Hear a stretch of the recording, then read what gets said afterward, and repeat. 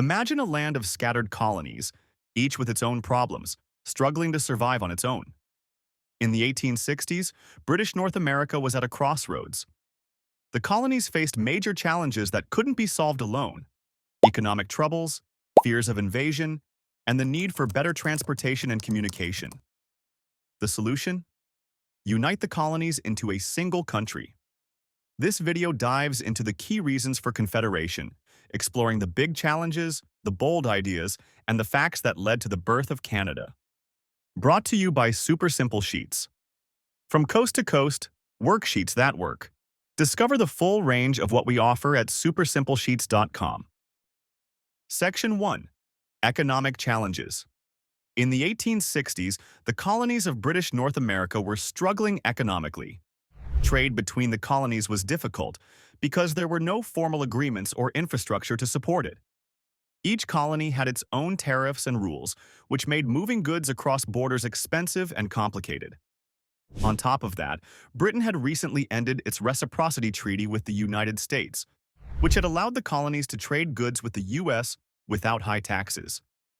This loss of access to a major market left the colonies scrambling for new ways to support their economies. Confederation offered a solution. By uniting, the colonies could create a single market with no internal trade barriers.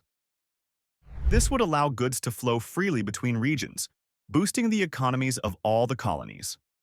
The promise of shared resources and financial stability was a big reason why many leaders pushed for Confederation. Section 2. Fear of invasion.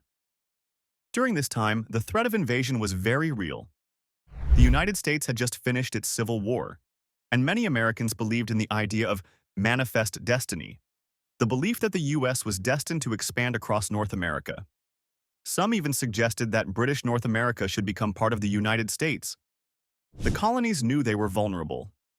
Individually, they didn't have the military strength to defend themselves. For example, the population of New Brunswick was less than 300,000, and it didn't have the resources to build a strong defense on its own. Confederation promised a united military effort, pooling resources and manpower to create a stronger defense system. Additionally, Confederation would allow the construction of national infrastructure, like railways, which would make it easier to move troops and supplies in case of an attack. This was especially important for protecting the vast and sparsely populated regions of the West. Section 3. The need for better transportation and communication.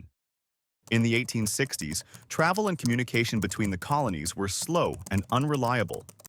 There were no railways linking the regions, and moving goods or people often meant long journeys by boat or on rough, muddy roads. This lack of connection made it difficult for the colonies to work together or grow their economies. Confederation offered the chance to build major infrastructure projects, like the Intercolonial Railway.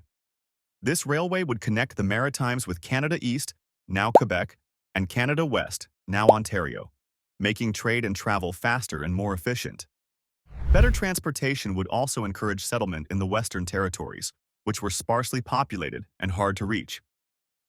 By linking the regions, Confederation could help create a truly united country, with stronger connections between its people and places. Section 4. Political Challenges and Representation. Political deadlock was another big issue pushing the colonies toward Confederation.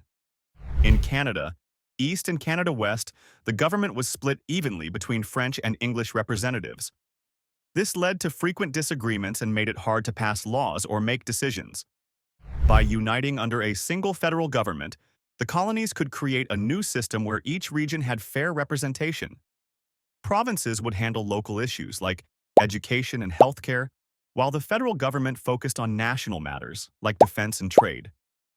This new structure promised a more effective government that could address the needs of all regions while giving each province a voice. It was a compromise that aimed to balance the diverse interests of British North America's French and English-speaking populations. Conclusion. Confederation wasn't just a bold idea. It was a necessary solution to some of the biggest challenges facing the colonies of British North America.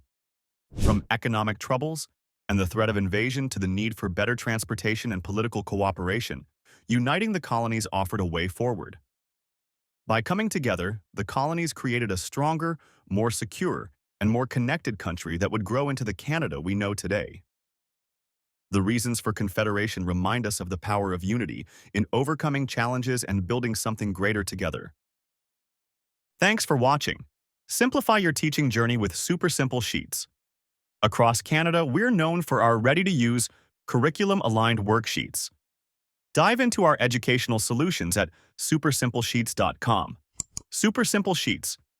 From coast to coast, worksheets that work.